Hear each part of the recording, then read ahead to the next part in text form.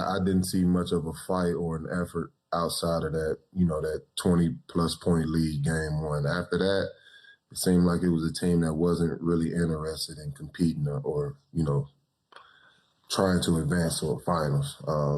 And I'm on the outside looking in, but, the force, the fight wasn't really there throughout the rest of the series. It kind of looked like it kind of looked like fluff until, towards the end, and they could just kind of, the term I like to use is tuck your tail. It seemed like they tucked their tail after the first half usually, but just didn't seem like a group that really, really wanted it.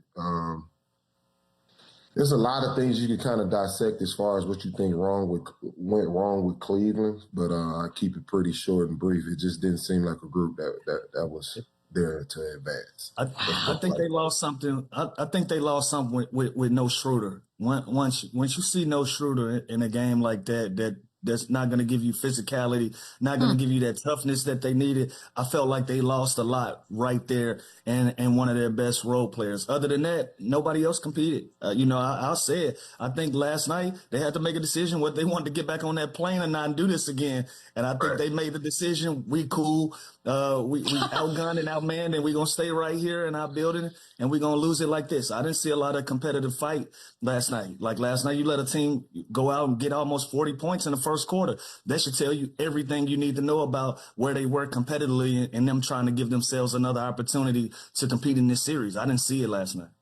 You know what this reminded me of, guys? Like, that last game before All-Star Weekend when, like, you kind of start thinking – what plans we got, when is the flight, where are we going? I feel like once they got kicked in the mouth early last night and they went down double digits, it was a wrap. And I was all over the Knicks last night because of that exact reason. Like, are we really going to get on a plane and go back to New York just to lose in 5? Like, and it just feels like they were just defeated right off the rip and they never had a chance. And there was a level of them quitting because they just knew the series was over and this game was over and they're just going to pack it in. And hey, we made it to the conference finals. We still got our young guys, our core under contract. We still have a lot of talent, still have a good coach. Like, I think that starts playing into when you get down the way they got down. I mean, they got their ass kicked, and this was over. This was over before it even begun, really. So I think there was a moment in time where, like Boogie said, they can just tuck their tail and pack it in early. And the Knicks did a great job making that a point to get off to an early start to allow them. I just think this Cleveland team never showed that, we've seen teams get down 22, even lose games after being up by that much. They just never showed that they were that team that would be able to do that as far as like mental strength was concerned, which is exactly how this played out. They did go down 3-0, and Kenny Atkinson, one of many interesting takes he's had during this. Here he is on the analytics after being down 3-0. Analytically, I think we've won I said 3 out of 3. We're 2 out of 3 in the expected. I don't know if you guys follow that. It was an expected score, and we won 2 out of 3. And I know you're looking confused, but I'm not. There is really, if you believe in process and all that, like man up. So take that later. What in the hell does that even mean? Anybody who wants to take the analytics route on this bad boy? Boogie looks like he's ready. And listen, I've been consistent in how I feel about basketball. You got numbers guys, and you got vibe guys. I'm a vibe guy. I'm a vibe check guy. I got to go out there, look you in your eyes and say, are you willing to compete? I don't care about numbers. I don't care about what the numbers say works best for us. At some point, you got to throw that in the trash can, and you just got to compete and play basketball. So on paper, whatever analytical numbers they were looking for to say that they won a game, it didn't win a game. It didn't win a game, brutal. Coach. So I don't want to hear this if I'm a fan. I don't want to hear this if I'm the front office. And I damn sure don't want to hear it if I'm in uniform. Is that a nice way of trying to ease over the pain of being down 0-3 at that time? Whatever the message was that he was trying to get across, optically, this just sounded bad. It looked bad. And it sets the standard for your team. And I've said it publicly, man. I love Kenny Atkinson to death. This is one of my favorite people that I've ever worked with in the business. He's responsible for getting me back on my feet in my career. After I tore my ACL, we worked side by side every day of the week. But this messaging is just bad, man. I got to call a spade a spade. The messaging was bad. So, you know, you allow a lot of analytical guys into the game and think that's the way to win a championship. And this proved that it's not. It's a great asset to have, to combine it with the things that you need to do physically on the floor to win a basketball game. But it shouldn't be your end all be all. I didn't love this message. Yeah, it's almost like saying the sweep wasn't as bad as it looked. Like, because analytically we were right in it. Like, I think that's maybe but that's like Lou just said, though, that means nothing when you get outworked and outplayed and out-rebound and turn the ball over way more and give up 50 points in transition. Like analytically, that means nothing. So I just think, again, like Lou just said, I want to see those analytical stats. Like, optics-wise, like, it's just a soft message to me. It's like, well, analytically, we hung in there, even though we got punked for 48 minutes for 4 straight games. It means nothing. This guy also said that James Harden is one of their best perimeter defenders, which is like, I don't know how you can watch the film. I don't even care analytically what it says. Like that Jalen Brunson end of game there in game 1, like you just can't say that kind of stuff when it's not true. Like, and so analytically, I get it. It's the one thing I do agree with what he said. He said the season was not a failure. It ended sour. Hold on. At the end of the day, they did make a trade. They did go to the Eastern Conference Finals. They did get further than they ever had with this group. To say it's a failure, I think, is a stretch. The way it ended sucks. It's like the Pistons season. Like that was a shitty ending to a great season. The Cavaliers, I think can hold their head high, at least getting to the Eastern Conference Finals and having their core come back and hopefully run it back. But I feel like we're saying this every single year about this team. Like, they always leave us wanting more. Analytically, they had a better year this year than they did last year. Analytically. Yeah, there you go. That's you know what we call that? Lipstick on a pig. They got to another step. This is. And I'll back you on that, because if I go to the Eastern Conference Finals, you can't tell me my season. You can't tell me my season was a failure. Your postseason, this round was a failure. For you guys to go out, make the trade, put the group together to get to the point of competition that you built that team for, and to fall short and can't even go get one game, that is considered a failure. Now, when you put everything into perspective, to trade away Garland, to bring in James Harden, to go out and get Keon Ellis and Schroeder. Ellis made an impact early on. Schroeder made an impact throughout with his presence. Those were positive steps. But at what point do you look in the mirror and say, you know what, we put this team together to win a championship and we didn't get there. So we got to consider that a failure. We got to consider that part of it a failure, because you just mentioned earlier in the show, Chandler, the Celtics are going to get better.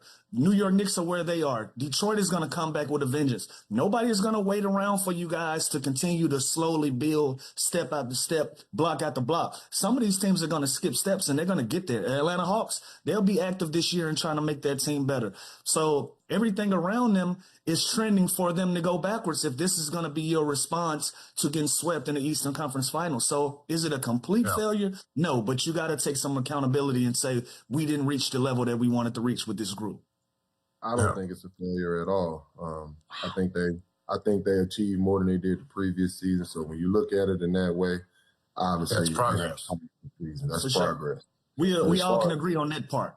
Yeah, but as far as the analytics go, that's my whole issue with it. One, analytics can't determine fight. Analytics can't determine heart. Analytics can't determine leadership, and that's all 3 things that this Cleveland team was missing in this series. So to throw out, all these analytical stats is kind of smoke and fire. It's pointless. So I don't agree with that part. I think it's absolute bullshit, to be honest. But as far as their overall season, I would say it was a success. They made a big splash when they decided to trade for James Harden and trade away a young asset in Garland. And it was a first-time All-Star as well, if I believe. But, to make a splash like that mid-season and then end your season with a conference finals loss, I wouldn't necessarily say that's a failure. So looking at it through that lens, they had a successful season. So I'm a little confused, right? And I'm going to get to James Harden in a second, but we just talked about lack of heart, lack of leadership, lack of this, that, and the other. Talking about putting lipstick on a pig when you try to point out analytics and somehow make it seem like not as bad. If all that is true, and obviously it was because you just got swept, not close, like you got swept. then this can't be considered something to build on moving forward at all, because nothing that you just named is fundamentally sound in moving forward. If there's no heart and leadership in that locker room, these dudes have been there with the exception of James Harden, and nothing's changing. Like, you're just taking these incremental tiny steps. I feel like a lot of things should change. I don't think Kenny Atkinson keeps his That's job. a big step. Yeah. Is it a big step? Because they're not going to change personality by next season. They are who they are. There's a couple of big pieces that can change everything about this group that'll probably sort itself out. James Harden, Like what? free agent. That's a big piece right there. So do you keep him? Do you not keep him then? Because you're good. He's going to want money. I think you take a serious look at it. Like, there's not a lot of James Hardens walking around on the streets now. Granted, he didn't play great basketball. He's at the end of his career. He's an older guy. But you also have to consider the namesake is James Harden. So, but if you're the Cleveland Cavaliers, you're weighing all of your options. I don't know if it's just a shoe-in to fire Kenny Atkinson. We're talking about a guy that was the coach of the year and 2 seasons removed. I think he's a quality coach, but I think he got out-coached this round. So does it necessarily mean he's a bad coach? Does that necessarily mean that you can go find another Kenny Atkinson out there with some of these coaches available? Who knows? That's going to be a lot of conversations. So just because something goes wrong, I'm not a fan of just losing your job every time something goes wrong in this world of sports. I'm not either. Like, there has to be it has to be some consistency in that. But if it's not what you're looking for, then you look at that if you're Dan Gilbert. But just because you get swept and it looks bad, you still got to the Eastern Conference Finals. There were some positive things that happened, and you just don't lose your jobs because of that. That was a hard sweep. That was a hard sweep. That wasn't just like, ooh, we were in it. We went to overtime. I mean, but again, it's not your reality. It's not your reality. But I think he loses his job, and I think if San Antonio is down, if San Antonio is down 2 games right now, we're not asking for Ms. Johnson's job. It's a process of these things. But it's different expectations. You went from what you were last year. Expectation is to win a championship, Bees. I know, but Cleveland already had last year as what we consider a quote unquote failure, simply because they started the way they did and they absolutely fizzled out in the playoffs. You kept your job.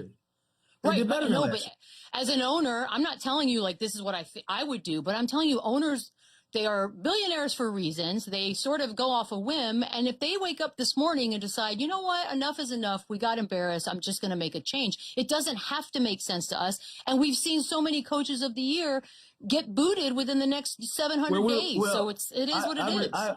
I can get that part, but we speaking like we supposed to respect him waking up and being emotional. Like, no, I don't respect that. Now, can he do it? And that is right, sure. Yeah. But I'm just saying, I don't think that's the best move. Again, did anybody expect them to be swept? No. Did they play bad? Yes. Was it embarrassing?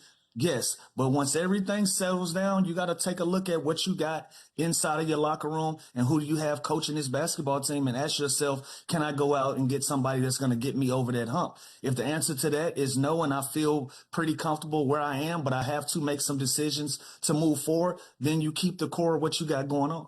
That's my opinion. Yeah, like think about it. The league is really, really good, man. Like they went to the conference finals. You know how many good teams there were this season? And yes, it ended embarrassingly, and it ended in a really, really bad sweep to a team that's playing really, really good basketball. So yes, it sucks this morning. Yes, you have that sour taste in your mouth. But at the end of the day, Kenny Atkinson has got this team playing at a high level. We are talking about the Cavs, no matter what happens with James Harden or whatever this summer. We are going to be talking about the Cavs as a home court advantage team next year with Donovan Mitchell, Jared Allen, Evan Mobley. And I think they're going to have to bring back James Harden. There's no way I'm trading Darius Garland for a half rental season of James Harden. Like, he will be back in a Cavs jersey next year, which means they're going to be loaded again, and they're going to be one of the more talented teams. So again, I do think NBA owners are short-sighted. They want immediate results. They want championships, and that's not really realistic. Like, let's be honest. Did we really have expectations for the Cavs to win a championship this year? No, Chandler, but 40 points in a blowout game? Like, how is that playing on a high level? If I'm a coach and you guys come out here and you just absolutely don't want to be there and you lay an egg, like, somebody's got to take some of that blame. That is, I know you don't like sweep, but it's a sleep sweep. It's you can have. Yes, it does mean that. Right? Well, then we should ask for Quinn Snyder's job in Atlanta. Less. Like, you don't ask for jobs because you get embarrassed. It happens, and part of the team that beat them We tried to fire Mike Brown this year. Like, everybody got to calm down. Like, when things go bad, everybody like, fire this guy. Get rid of this guy. Trade this person. Panic. Like, sometimes we got to respect the journey and go through something. Nobody don't want to go through anything no more to get to a level of success to where you can be proud. We want just all this minute-made, ready success. It don't work like that. They ran into a team that's better. And I still feel pretty confident in the core of what I have going on. Am I better than some of these teams? Yes, but I'm not better than the New York Knicks. Let me figure that part out. But you don't clear the team out. You don't fire the coach and then expect to get right back to where you were. You're one block away from the level that you want to be. So do you need to make adjustments? Sure. But do you just go out and be emotional because you got embarrassed? That's not the best way to do it either. You act like it's my rules. No, but you're fighting it, so we're talking to you. Tibbs, at this point last year, it made it to the conference finals, didn't get out of the conference finals, out of a gig. Like, this is what happens. I think Kenny Atkinson has been given the shot. It's not just as easy as it's not just one caveat to this though, Beetle. It's about culture. It's about your players being hurt, saying that you're practicing too much. It's about all of those things, not just losing. So and the culture sucks. So whose fault is that? Whose fault is it if the culture sucks? They're a top 2 team in the East and a top 4 team in the NBA right now, and we're just shitting on them when I fire their coach. Really? Like, so let me ask you this, Conrad. Let's do this. I almost called you Conrad. That's how worked up I am.